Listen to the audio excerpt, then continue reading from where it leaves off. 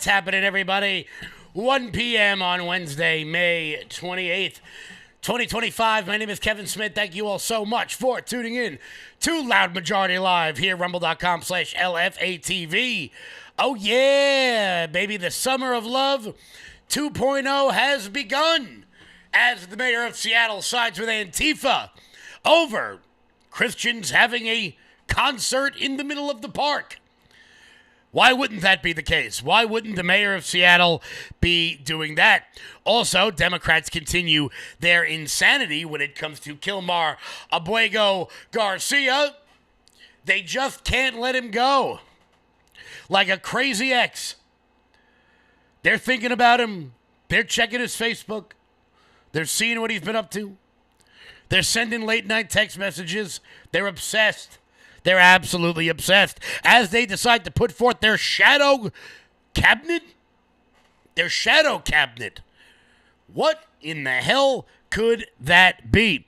Also, we've got whistleblower testimony that the Biden administration, this actually broke just a couple hours ago, that the Biden administration was using your tax dollars to exclusively pay off the loans of non-white farmers, one step away from killing the boar. Oh yeah, I said it.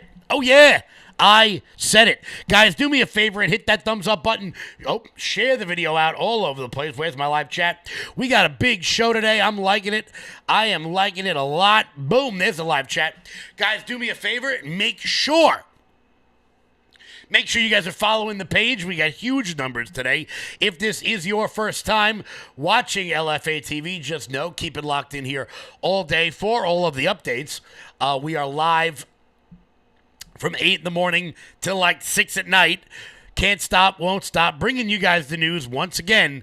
Hit the thumbs up button, hit the like button. If you haven't made a profile yet, make a profile. I don't really know what you're waiting for. But keep it locked in here, rumble.com/LFATV. For all the updates, 105,000 followers. Damn. Getting bigger and better every single day, and that's all thanks to you guys. Also, guys, before we keep rocking, head on over to LFATV.us. That's LFATV.us. That's your home base, your mothership, your landing pad for all things LFATV related. Check out the LFATV store.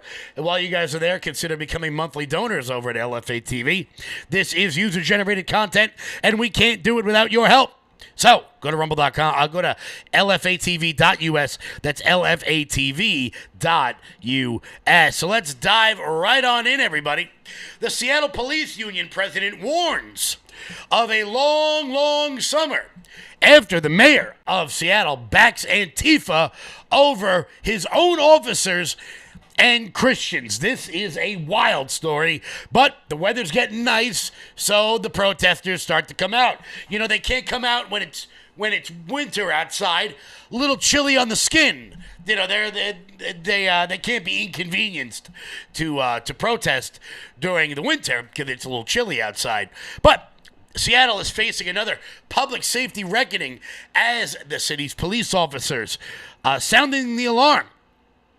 In a blistering interview with the Ari Hoffman Show on Talk Radio's 570 KVI, Seattle Police Officers Guild President Michael Solon took direct aim at Bruce Harrell, the mayor of Seattle, accusing him of putting officers in harm's way by siding with the radical activists over his police force. The controversy erupted after Antifa targeted a Christian concert on Saturday. Antifa militants injured several police officers, but Seattle's mayor, Bruce Harrell, blamed the violence on the Christian worshipers. The president of the union said the officers were left without proper support or recognition, claiming Harrell appeared more focused on managing political optics than ensuring the safety of those on the front line.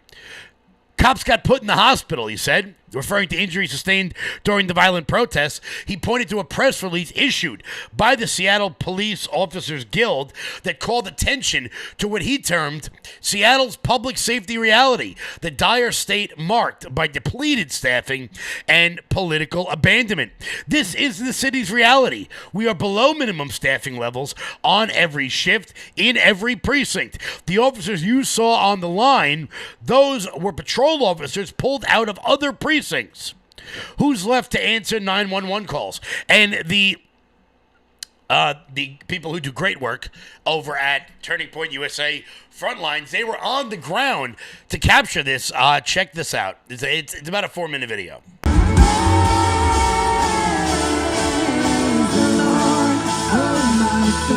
Hundreds of Christian worshipers flooded Seattle's Cal Anderson Park Saturday afternoon to pray for the city and take a stand for traditional family values. You will not disrespect the blood of Jesus Christ! Especially against transgender ideology targeting children, all part of the May Day USA revival movement sweeping across the nation. And the Lord says, sound the alarm!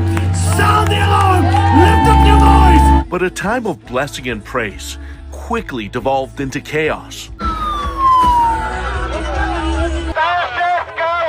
Far-left activists and Antifa militants tried to disrupt the concert. Pushing cops, fighting, absolutely insane. Throwing water balloons at the crowd, menacing attendees, and some activists even tried rushing the stage. I would say there's two kingdoms clashing here today. There's the kingdom of God, and then there's the kingdom of Satan. Which led to numerous clashes and scuffles with police. All these Antifa activists, and then you got the concert going on here right now. What's it been like today? And I think it just illustrates the idea that people who champion free speech and champion free expression are ultimately threatened and irritated by anybody else who has an opposing message. So Russell Johnson with Pursuit Church was one of several pastors from Seattle participating with their congregations.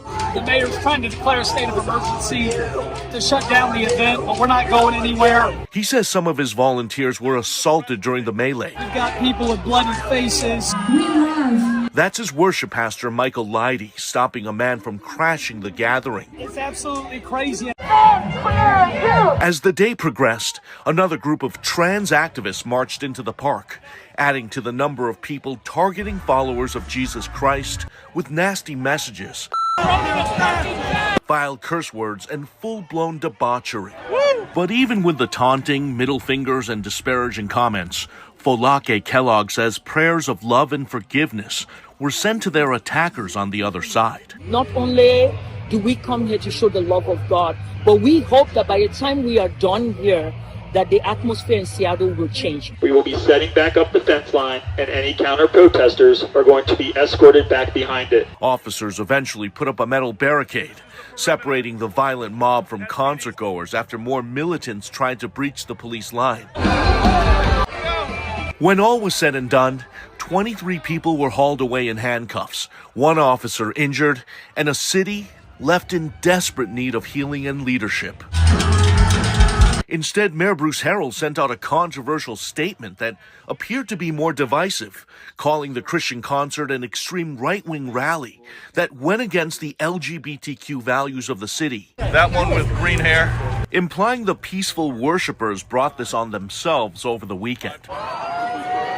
Harrell also questioned why a permit to use the park was issued to the group. I think they're going to have changes. This got the attention of the Trump administration. This is the president's agenda. Assistant Attorney General for Civil Rights Harmeet Dillon wrote on X, to deny a group a permit to pray in a public space because of crowd reaction is the classic heckler's veto, which is barred by the First Amendment.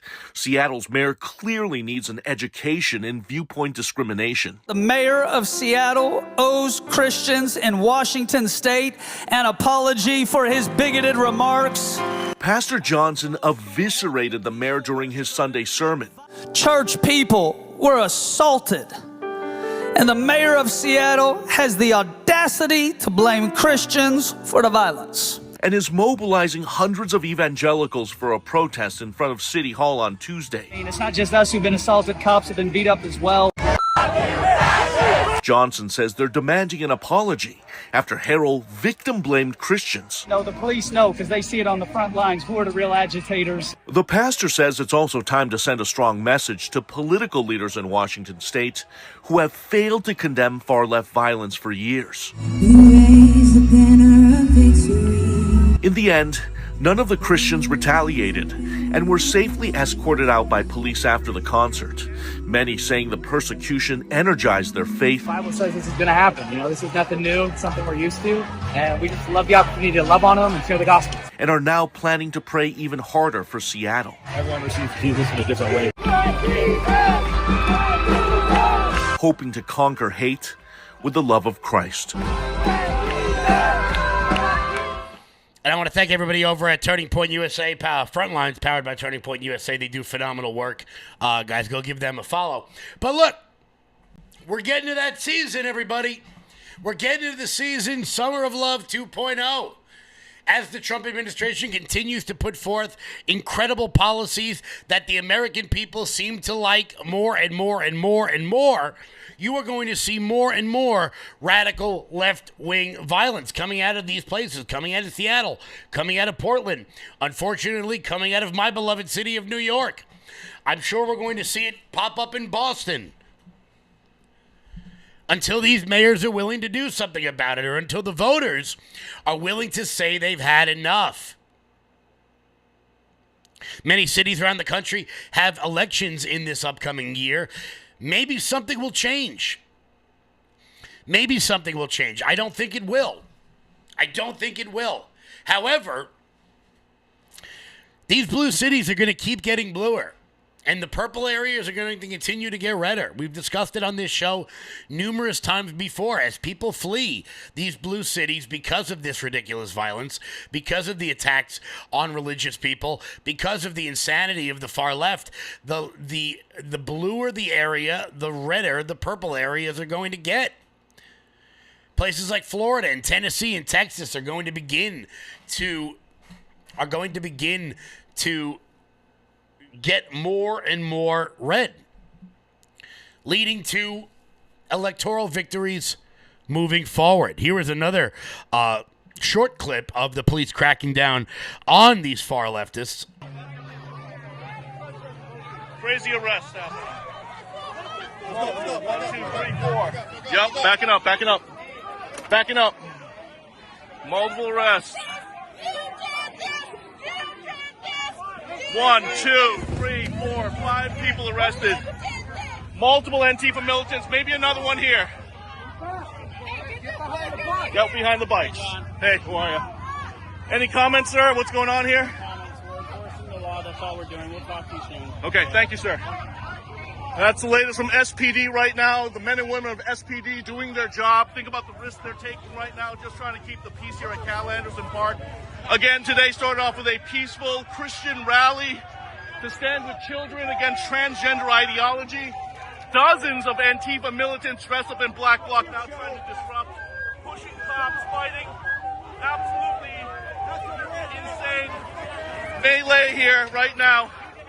There are brawls happening. I can't keep track of what's happening, what's where.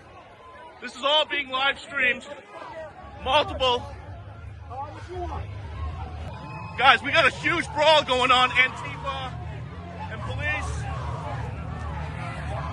And of course, these people have to come and ruin what seemed like a nice day. Here at the Loud Majority, we do a lot of protests all over the place, all over the island and all over New York City. And a lot of times there's opportunities to counter-protest. And I say it every time. Let them do their thing. Let them be as asinine as humanly possible. Let the world see their radicalism for what it is. We do our thing. They do their thing. I got no issue with that. Because I want the world to see them. I want them to see them in all their glory. I want them to see them with their fat, short-haired tub of goose. I want the world to see their unshaven women and think to themselves, we're not going along with that. Whatever that is, whatever that's happening over there, I don't want anything to do with that. Come on over to the right, baby. Come on over to the right. And that's been the theme of the last several shows here on LFA TV, here at the Loud Majority. We are showing you that the left has nothing. The left has no leadership. They allow this crap to happen. They capitulate to their most radical wing. And because of that, they don't know which way is up. They have no idea which way is up. And that's why they're spending millions and millions and millions of dollars to go away to ridiculous retreats in order to figure out how to stop this from happening. When in reality, all they've got to do is just stop it. You attack people at a concert. Oh, that doesn't bear striking resemblance to something else. Just saying. You go to jail. It's not complicated. And then, of course, we see the mayors of these cities siding with the protesters, and that's the point. That's why nothing happens, because the mayors and the district attorneys agree with they agree with, you see, here's the thing. The mayor there, Bruce Harrell, tried to side with Antifa, saying that the Christians brought it upon themselves, which doesn't really make a lot of sense. But if the Antifa members don't ever show up, then nothing happens. Alas, they can't help themselves. They simply cannot help themselves. And because of this, we are all beginning to see Democrats not know which way is up. They don't know what to do. And I'm ready to sit back and watch it all unfold. Guys, we'll be back in 1 second with more of this, because it turns out Democrats have a plan, guys. They've got a plan. They know what they're going to do. And you know what that is? They're going to institute a shadow campaign, a shadow cabinet to combat all the people in the Trump administration. And some of their choices, gotta be honest with you, are a little odd. Before we get to that, Old Glory Bank. When big banks decide who gets access to America's financial systems and who doesn't, who do you think gets left out? Middle Americans who proudly wave their pro-America values.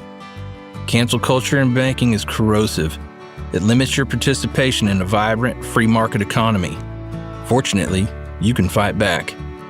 You now have the opportunity to invest in the bank that's investing in a fair American banking system, one based in freedom. Ownership in Old Glory Bank, the pro-America online bank, is here.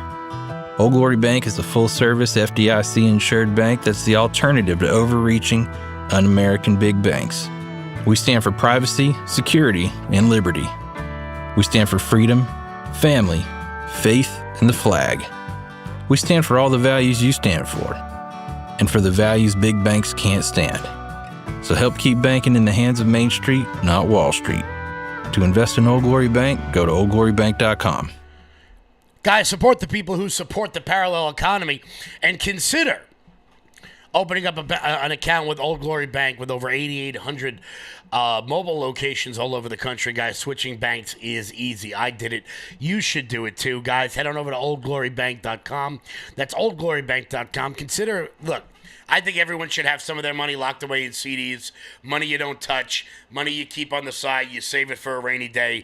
Open yours at oldglorybank.com. So, Democrats don't know what to do. They don't know which way is up. They have no leadership. David Hogg is out here. We're going to get to David Hogg in a minute, because this kid, I got to be honest with you, David Hogg, thank you. Thank you, David Hogg, because your desire to be famous, it's killing the Democrats. It's absolutely killing the Democrats. One of the funniest damn things in the world. The only thing funnier than that is the shadow campaign, the shadow cabinet that Democrats are considering setting up with some odd choices. Some odd choices for who their cabinet secretaries would be. Shadow cabinet to respond to the Trump administration and fix the party's problem. Alrighty, before they do their breakdown, here is the Politico suggestion. Here's the Politico suggestion for some of the shadow cabinet picks. Mark Cuban for Secretary of Commerce. All right, I'll give you that one. All right. Mark Cuban, charismatic. He's good on camera.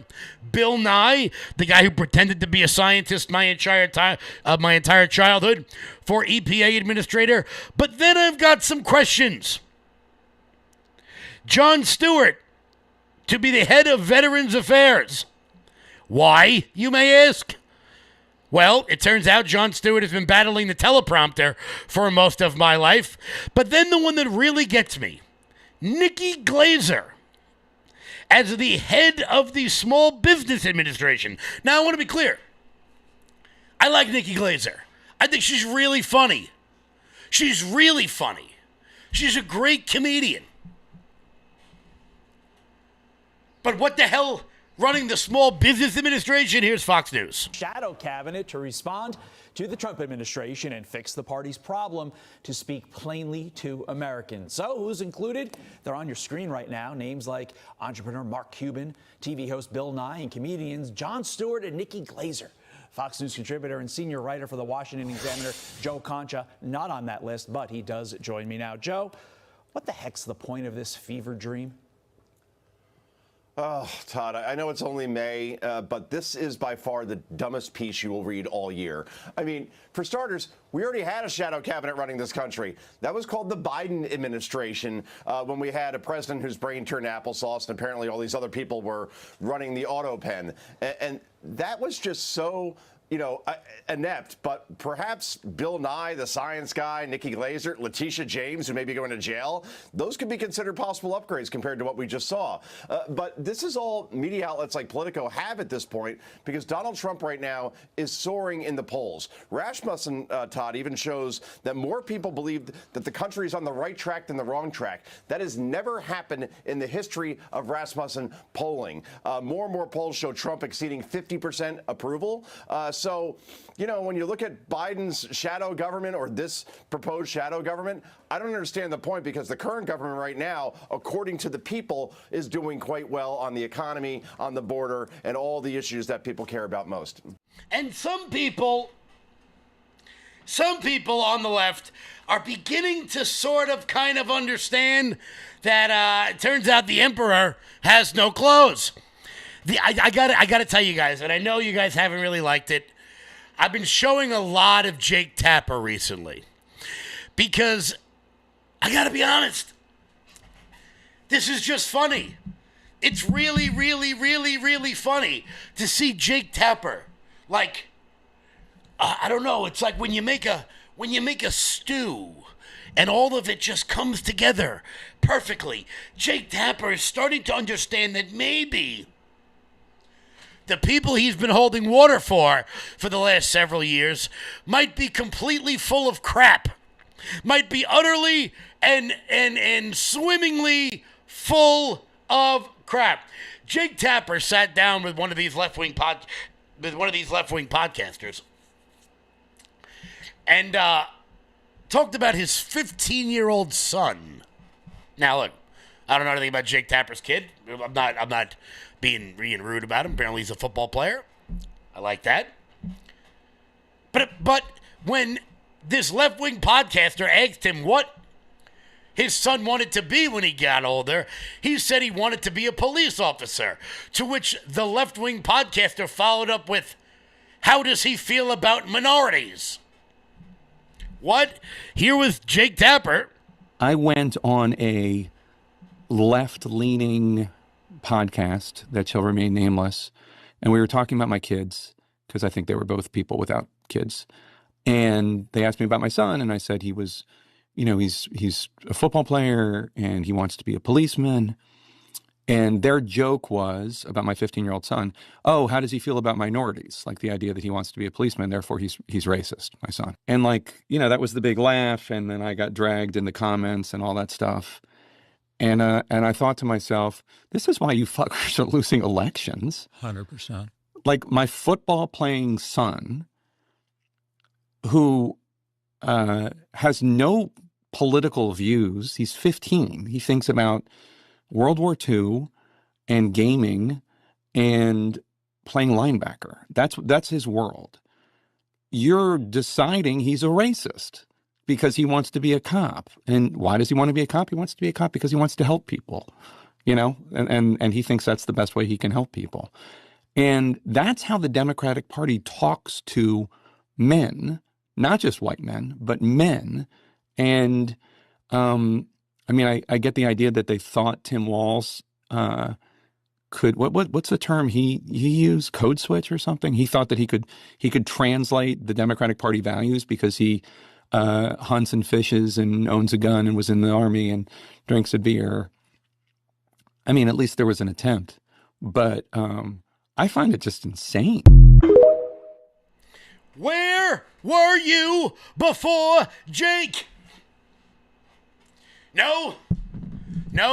See, what Democrats are going to do is, as we talked about yesterday, they're going to spend millions and millions of dollars to go to exclusive retreats so they can figure out how to code switch, whatever the hell that means, to white men. Guys, you want to know how to win back white men? I'll give you some free advice, Democrats. You want to know how to win back men? And I apologize for the naughty word I'm about to use. Don't be an asshole. That's it. That's it. Listen to people's concerns. Talk to them about it. Don't shame them for feeling the way they feel, because for the last 20 years in America, it turns out you forced men to go to colleges they didn't want to go to learn about things they didn't care about. You hooked them up on Ritalin and Adderall and Ativan so that they would be more like girls. You shipped all of their decent, hardworking jobs overseas, turned them into economic migrants in their own country, and then when they complained about it, you called them racist. I don't know, 20 years of that is not going to be made up for by pretending that Tim Walz, jazz hands, is some kind of manly man, when in fact, he is a bitch. He is a pansy. Tim Walz is the absolute last thing imaginable to being a man. Anyone who wears sneakers with a suit is not a man. Put on some dress shoes. Grow up, Peter Pan. Count Chocula. Tim Walz was the guy who was going to do it. If Tim Walz is the most manly... And look, I want to be clear. There are people on the left who they could use to achieve this sort of goal. They could use a Stephen A. Smith. They could use any of the number of athletes they have. They could use Mark Cuban.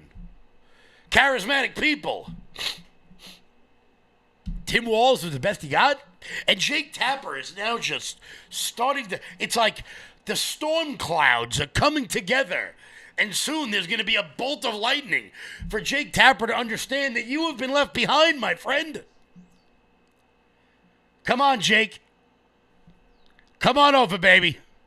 You know you want to.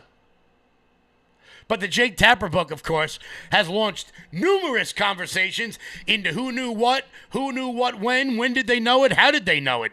But it turns out that all you had to do was open your eyes. All you had to do was open your eyes and just look at what was happening.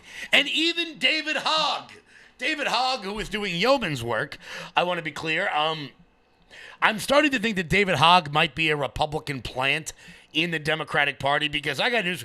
He is doing one hell of a job doing our work for us. We're going to get to that in 1 second, as Project Veritas has caught David Hogg on camera saying what we all already knew to be true. Guys, before we get to that, head on over to loudmajorityusa.com. That's loudmajorityusa.com. Sign up for the newsletter. Check out our shop. That is the best way to support this show and everything we've got going on, really, for you guys. I got some stuff for you here. We have got more flags than I can shake a stick at here over at the Loud Majority. We got Trump flags. We got the Trump Vance flags. The Loud Majority, the We the People Are Pissed Off flags. Loving those. Guys, check those out today. Go to loudmajorityusa.com. That's loudmajorityusa.com. Sign up for the newsletter. Check out our shop. Look at all the good stuff we got over here. You guys can use promo code RUMBLE to get 20% off if you like this eerily similar to a Miller Lite t-shirt, but definitely isn't a Miller Lite t-shirt. You can get that at loudmajorityusa.com. Use promo code RUMBLE to get 20% off everything on the website. So, David Hogg is working harder than I could have ever asked of him, as he has now been caught on camera. This guy will do anything to get famous. He is the epitome of this like Gen Z generation where they don't really care about what they say in public. They have no notion of like secrecy or, House of Cards kind of politics. David Hogg was out at some bar, I assume in Washington, D.C. or in New York, and said the quiet part out loud. One question for me is like, how corrupt is the DNC if so many people knew, or few people knew about Biden, the president of the United States? I mean, I think the fact of the matter is the DNC is always going to be like a campaign arm of the president, ultimately. The bigger issue is like the inner circle that was around Biden. That's it. And I can't stress to you enough. Like Joe Biden's chief of staff, had an enormous amount of power. Joe Biden? Joe Biden's chief of staff. That was like an open secret at the level. Like, I would avoid him. Like, he was scary. What was his name? Anthony Trump. I've never seen him. Exactly. What do you mean? He's just like a shadowy, Wizard of Oz type figure. That's what made him so I knew how he looked, but I'm like, the general public wouldn't know how this man looked. But he wielded an enormous amount of power, and I can't stress to you how much power he had at the White House.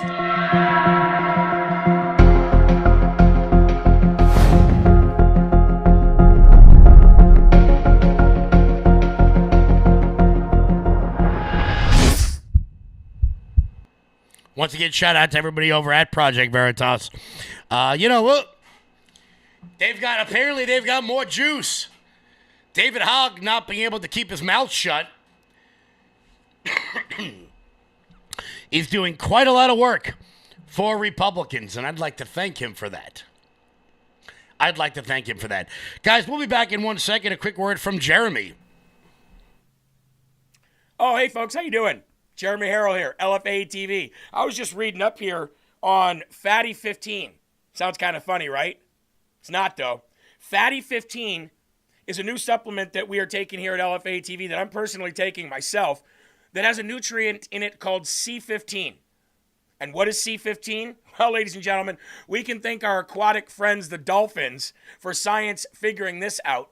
The first breakthrough in 90 years about what the proper amount of C15 in your body can do. Every one of us wants peace. Every one of us wants to experience joy and a long life with our kids and our grandkids sitting in a setting like you see behind me. Well, there's one way that you can do that outside of eating right, having a good diet, exercising, saying your prayers, eating your vitamins, but also taking supplements that our bodies just don't produce anymore because we're all breaking down, especially as we get older. Fatty 15 has a nutrient called C15. And what this does is it, first of all, repairs your old damaged cells and then kind of slows down the aging process of your cells, giving you longevity of life. And 72% of people taking Fatty 15 see massive benefits within 16 weeks. Some earlier, some later. But those benefits are absolutely amazing, ladies and gentlemen. Most people said their liver and heart health feels much better. A lot of people said that their skin is changing. They feel like they're healthier. Their metabolic system changes. And ladies and gentlemen, it's also vegan friendly. Now, Fatty 15 has 3 times the cellular benefits as any omega-3 or fish oil. Omega-3 and fish oil also can go bad after a while. By replenishing our cells with this C15 nutrient that I'm talking about in here, Fatty 15 effectively repairs cells and restores our long-term health. Now, I can get you a 15% off a 90-day subscription right now by going to fatty15.com/LFA, promo code LFA. That's fatty15.com/LFA, promo code LFA. And ladies and gentlemen, despite the name, it's not going to make you a fatty. It's actually going to give you something that you've been wanting for a long time, to feel younger again. Who doesn't want that? Fatty15.com/LFA, code LFA. Check it out now. Thank you guys so very much. Have a wonderful day. This comes in the middle of a new report out from a Biden administration whistleblower. This is pretty wild. Apparently, the Biden administration, sometimes their racism is so apparent that it's almost hard for me to fully comprehend it. It's one of these shocked but not surprised sort of situations. This story just broke a couple hours ago. Apparently, the Biden administration was paying off the loans of non-white farmers to the tune of 120% of the loan. This was buried deep within the American Rescue Plan that they touted. When this part was struck down by the courts, the Biden administration this is wild, then created a new program that would be for all farmers. But they only sent the applications out to the non-white ones. This is a wild story. Here it is, guys. This from News Nation. President Trump is not quiet about his criticism of the Biden administration. In fact, he's usually quite the opposite. There is arguably, however, nothing quite as harsh as Trump's anger over Biden's DEI policies. Well, in a News Nation exclusive, senior national correspondent Brian Entin spoke to a manager at the Federal Farm Bureau who was blowing the whistle. He says a Biden-era law appears to be helping all farmers, but in reality is only helping some. And he showed us the documents to prove it. When former President Joe Biden left Washington, D.C., he was leaving behind a DEI secret involving American farmers and $800 million in taxpayer money. And a United States Department of Agriculture whistleblower is now sounding the alarm. It was to pay off anyone who wasn't a white male's loan. That was the only qualification for this loan forgiveness. And what was the reaction? So it was really silent. They were trying to keep this hushed because of the obvious implications of race-based loan forgiveness. Race-based loan forgiveness. It's in black and white, buried in the American Rescue Plan Act. The United States Secretary of Agriculture shall provide a payment in an amount up to 120% of the outstanding indebtedness of each socially disadvantaged farmer or rancher. The act explicitly lays out who's considered socially disadvantaged. So just to be clear, if you were American Indian, Alaskan Native, Asian Black, African American, Native Hawaiian, Pacific Islander, Hispanic, or Latino, and you were in that group, you were told you didn't have to pay your bills, essentially? Yes, that's correct, and that your loan would be forgiven up to 120% of the loan value. To me, it was combating racism with more racism. I couldn't believe that it was happening in today's age. James Dunlap owns a small family farm in Baker City, Oregon. He works 2 other jobs to keep his farm afloat, but did not qualify for the loan forgiveness because he's white. I knew what they were saying was that minority farmers were going to have their loans forgiven for no reason other than they decided to, they being the government. So. And how much money they had nothing to do with it? As far as I understand, not at all. It wasn't about hardship. It wasn't about financial situations at all. It was purely what box you checked under that ethnicity line on your application. If you checked a non-white box, you got the free money no matter how rich you were.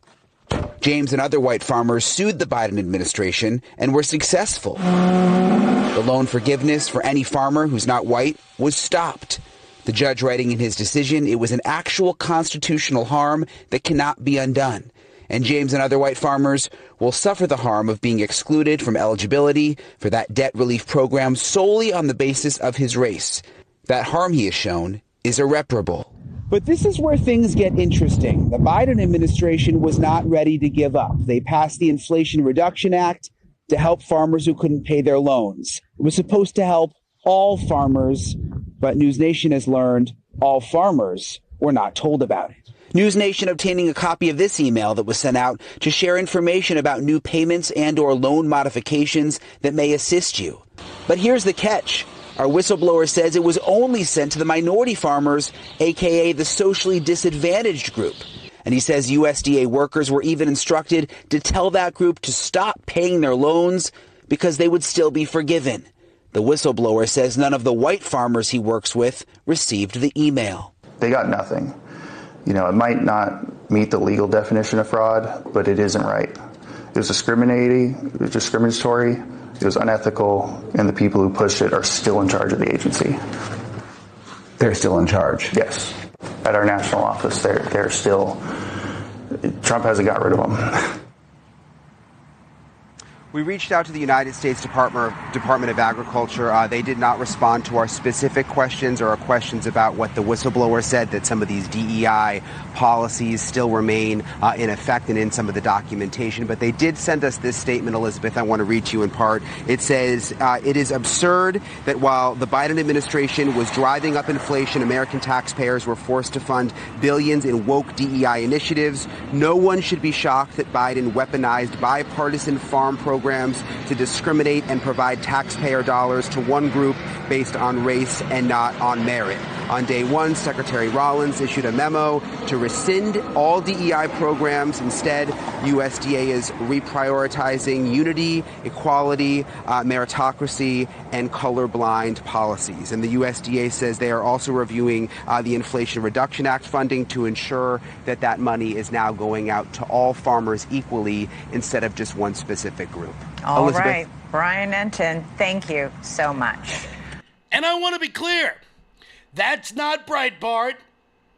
That's not Fox News. That's not some right-wing organization that the Southern Poverty Law Center can go after. I got a bone to pick with them in a little bit later on in the show, as I tend to do. That's not one of them. It's News Nation, the place that employs Andrew Cuomo. Well, Chris Cuomo. What the hell? They're the same thing anyway. And Leland Vitter. Okay? That's News Nation reporting that. So let's hope that the Trump administration heeds this whistleblower and does something about this. Blatant discrimination. And for all my friends out there, when did the Biden administration ignore the court? Well, here's another example of it. Here's another example you can use when your arrogant sister-in-law tries to pretend she knows more than you do. Here's another example of it. I give it to you. I give it to you all. Use it as you will. The only qualification for having this loan forgiveness was not being white. That's it. Luckily, we've got one of the biggest badasses on planet Earth who has now been named the U.S. Attorney for Washington, D.C. Look, at the very least, this is going to be fun. At the very least, this is going to be fun to watch. Here with Jeanine Pirro being sworn in.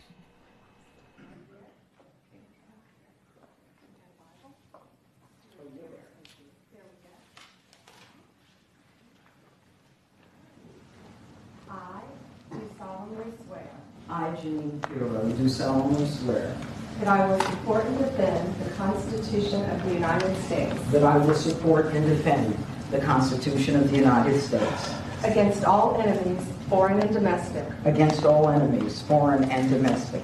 And that I will bear true faith and allegiance to the same. And that I will bear true faith and allegiance to the same. And that I take this obligation freely. And that I take this obligation freely. Now, I know a lot of people have been miffed, have been upset with the speed in which things are happening in this administration when it comes to arrests, when it comes to actually prosecuting people. And look, you're not wrong. You're not wrong. Now, with that being said, I trust a lot of the people who have been put into positions of authority in this administration. I do. I trust Judge Jeanine. I trust Dan Bongino. I trust Kash Patel. I do. Have they delivered the way we wanted them to so far? No. Have we gotten a lot of the arrests, a lot of the opening of investigations? Everyone? No, we haven't. But these things take time. And I would urge everyone,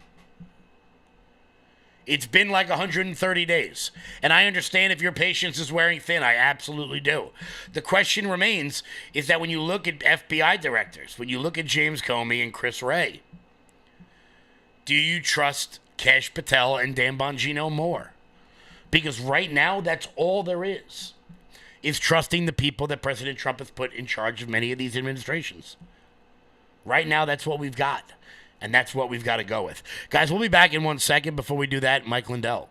I'm excited to announce that we're having our first ever mega sale on overstock clearance and brand new products.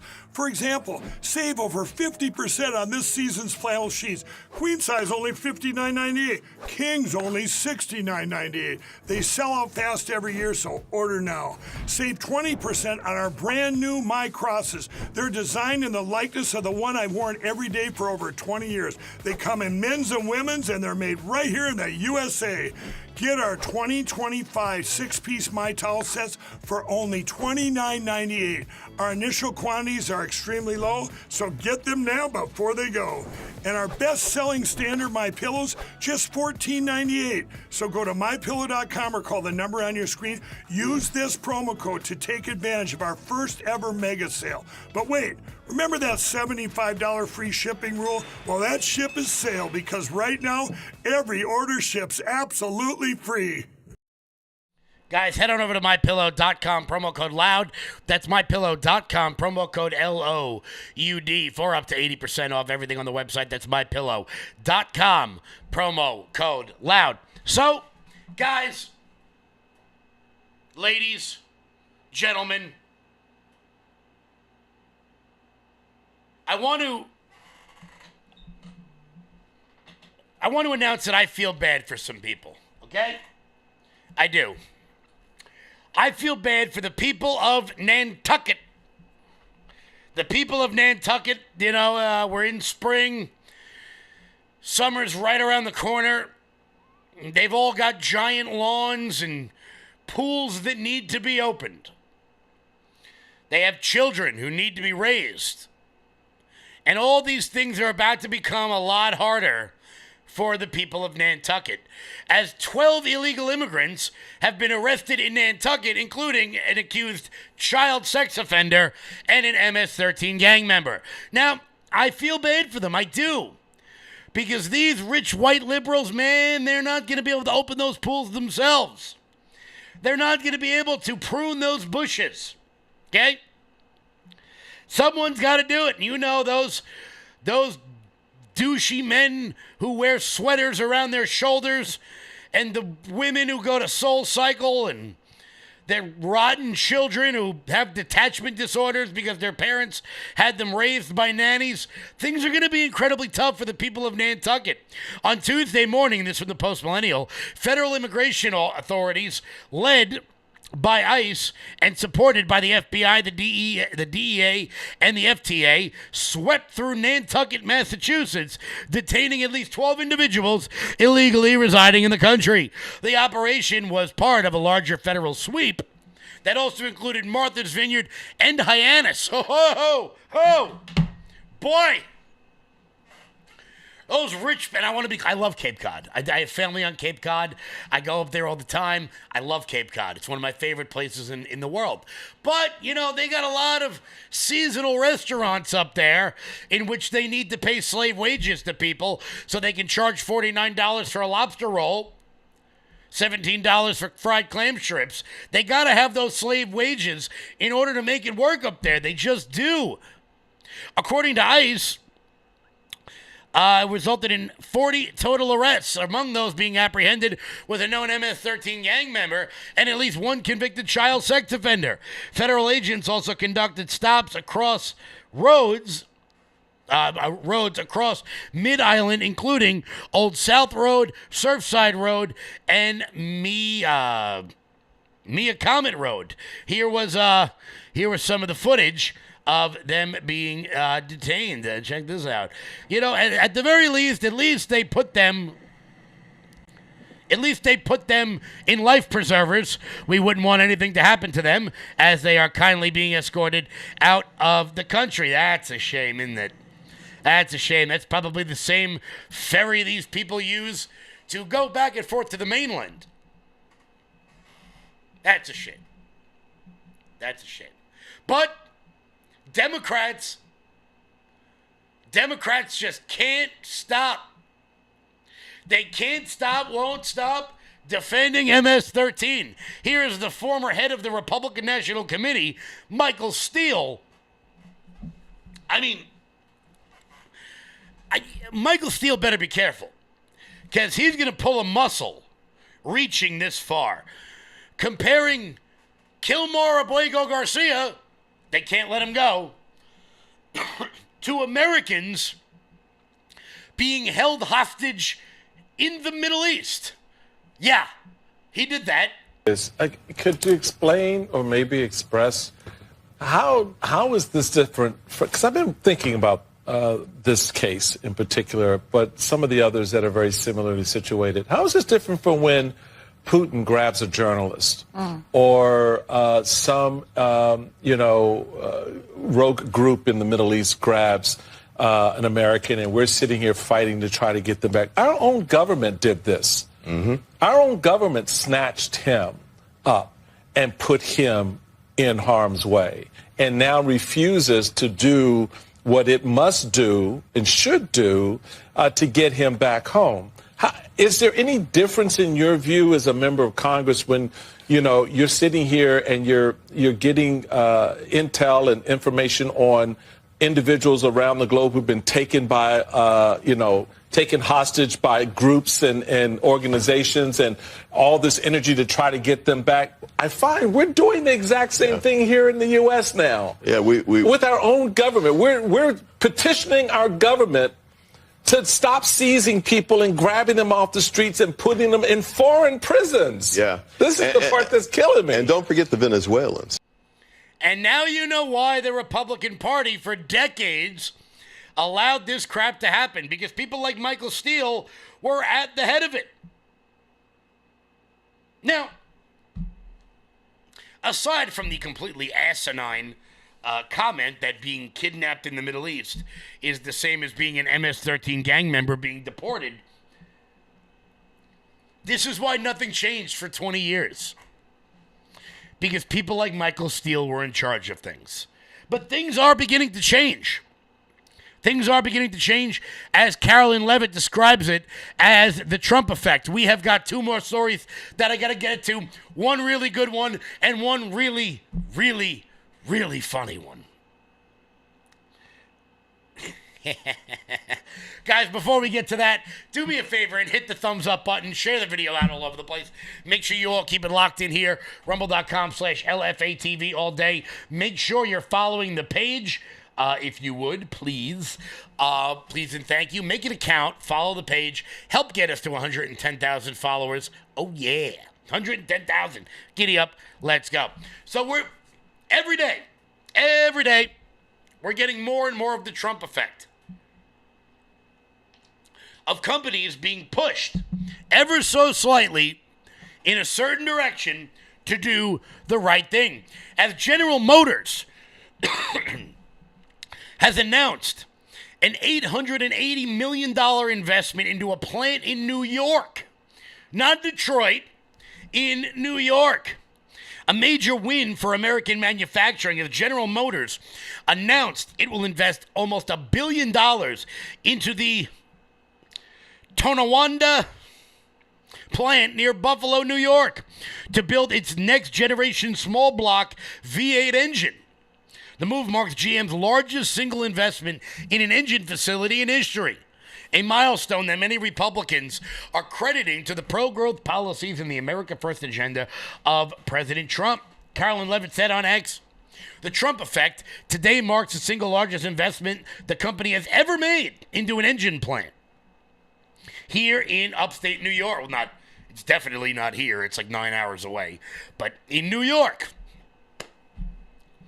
Turns out,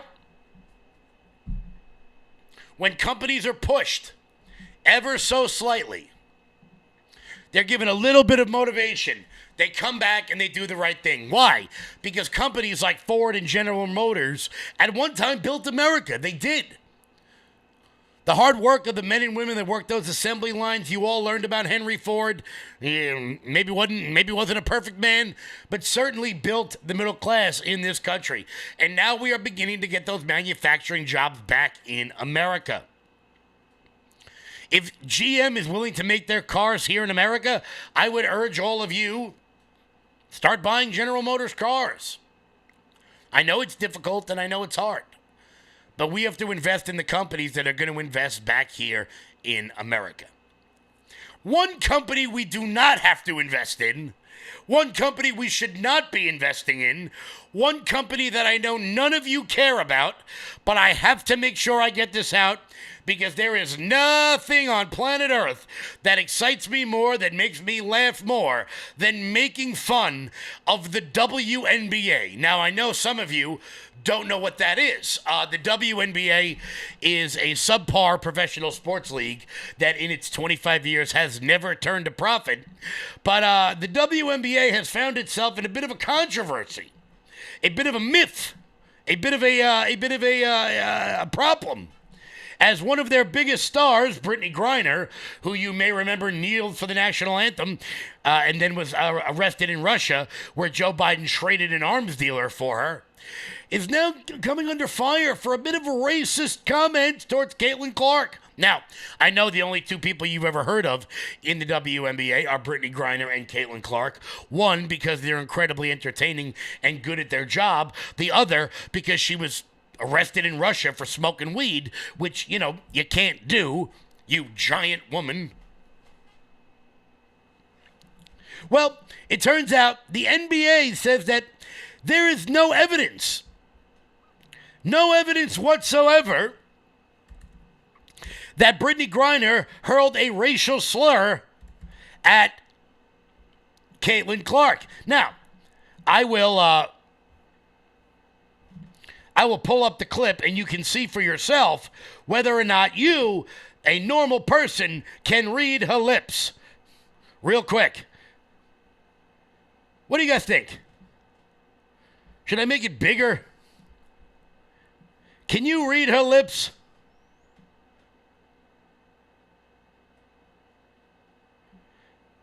Trash.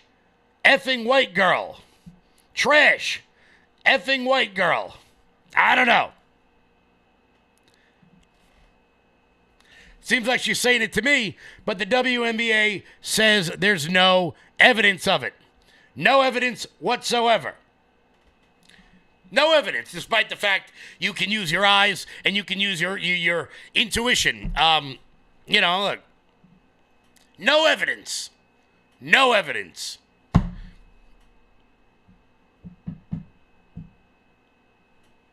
None at all. Guys, hold on. What is this? IA Mark.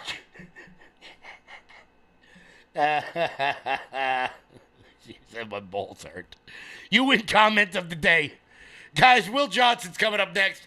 I'll catch you all back tomorrow. Until then, everybody, stay loud.